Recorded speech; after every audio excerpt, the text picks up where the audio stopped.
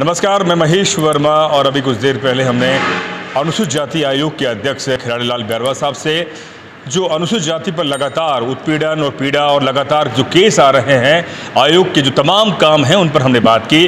अब आयोग के जो उपाध्यक्ष हैं सचिन, पूरा नाम क्या लिखते हैं? सचिन विष्णुदेव सरवटे। अच्छा, आपको बहुत बहुत स्वागत है डेमोक्रेटिक भारत में। शुक्रिया। और आप आयोग के उपाध्यक्ष बने हैं जी। हम चाहते हैं कि आप बेहतर काम करें। जी सर। सचिन भाई, ये बताइए कि किस तरह की समस्या आपके सामने अब लगातार आ रही हैं? सर, मैं आपको ये बताना चाहता हूँ कि पिछली जो सरकार थी हमारे अशोक गहलोत जी के कार्यकाल की, ये बीजेपी से पहले जो कांग्रेस थी, उसमें मैं सफाई कर्मचारी आयोग का उपाध्यक्ष बनाया गया था।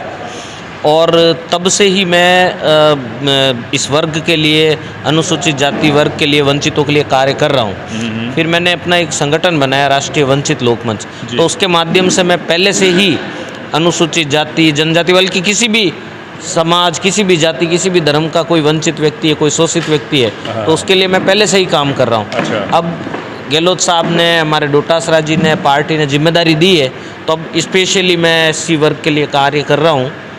और आपने पूछा किस तरह की समस्याएं आती, तो अभी जो अध्यक्ष जी से आपने, अध्यक्ष जी का इंटरव्यू लिया, जब जो डिस्कशन आपने किया, ज़मीन से रिलेटेड है, एट्रोसिटी से रिलेटेड है, ये स्कॉलरशिप से रिलेटेड है, कॉलेज में जो समस्याएं आती, सब तरह की समस्या मेरे पास आ रही है। रिएक्ट की है जी, सब तरह की। तो आप जिस समाज से आते हैं, वाल्मीकि समाज से आप आते हैं, उसकी एक समस्या है नगर पालिका, नगर परिषद, जो तमाम जो निगम हैं और या वहाँ पर जो सफाई कर्मचारी है उसके साथ बड़ा भेदभाव है। वो सरकारी पद पर तो आ गया, लेकिन उसी के साथ में जो पिछड़ा वर्ग का और साथ ही सवर्ण वर्ग का है, वो ना तो नाली में, गड्ढे में कूदता है, ना गटर साफ कर रहा है।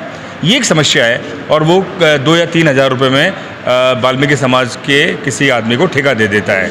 तो क्या आप चाहते हैं कि ये इस असमानता दूर हो और उन पर कार्रवाई हो?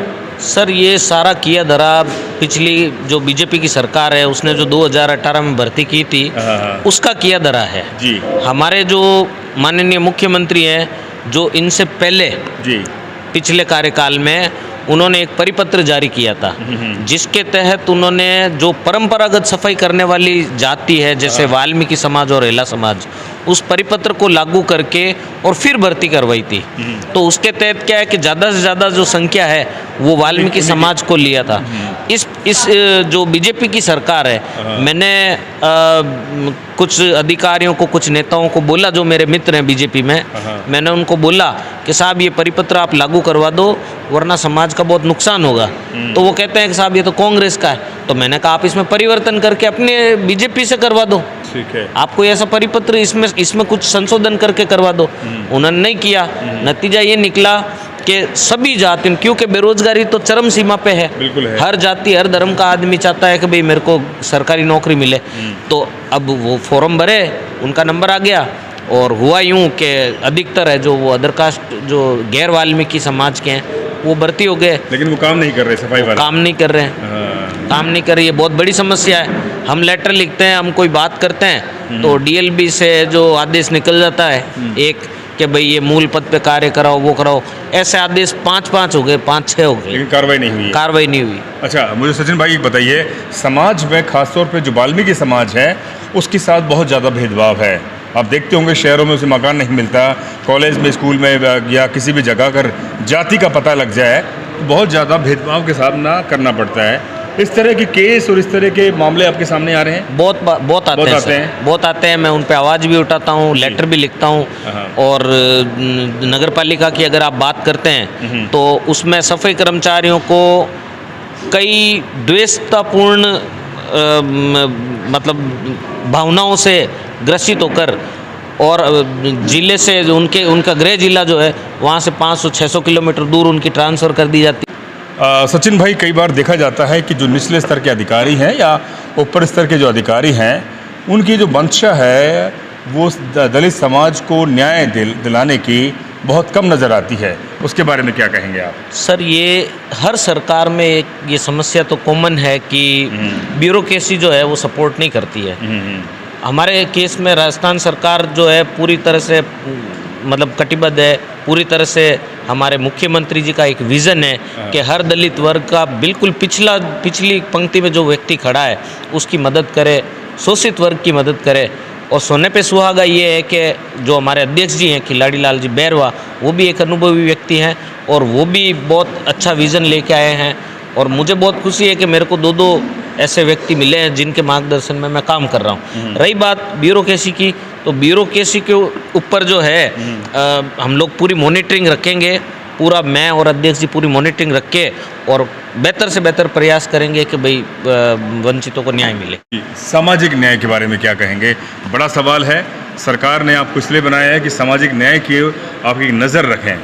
सर, सामाजिक न्याय के लिए मैं और अध्यक्ष जी कटिबद्ध हैं। पूरा हमने जो भी योजनाएं हैं जो कि सामाजिक न्याय और अधिकारिता विभाग के अंतर्गत आती है, चाहे वो पालनहार योजना हो, चाहे वो अनुप्रति योजना हो, चाहे वो हॉस्टल की सुविधाएं हो, चाहे स्कॉलरशिप हो, हर जो योजना जो कि सामाजिक न्याय अधिकारिता के अंतर्गत आती है, हम पूरा प्रयास करेंगे कि अनुसूचित जाति के हर एक वर्ग को, हर एक इसके अंतर्गत जितनी भी जाति आती है उनको वो लाभ दिलाने का प्रयास करें। एक लास्ट सवाल, एट्रोसिटी पर एफआईआर लग रही है, मैंने अध्यक्ष साहब से पूछा, बड़े स्तर पर, जबकि लगनी नहीं चाहिए क्योंकि एट्रोसिटी एक्ट ही है जिसके आधार पर दलित समाज समझता है कि उसे न्याय मिलेगा।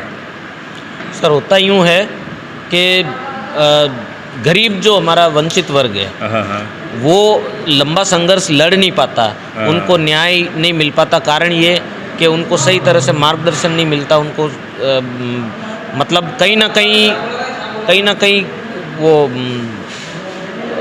शिक्षा की कमी है, इस वजह से वो वंचित रह जाते हैं।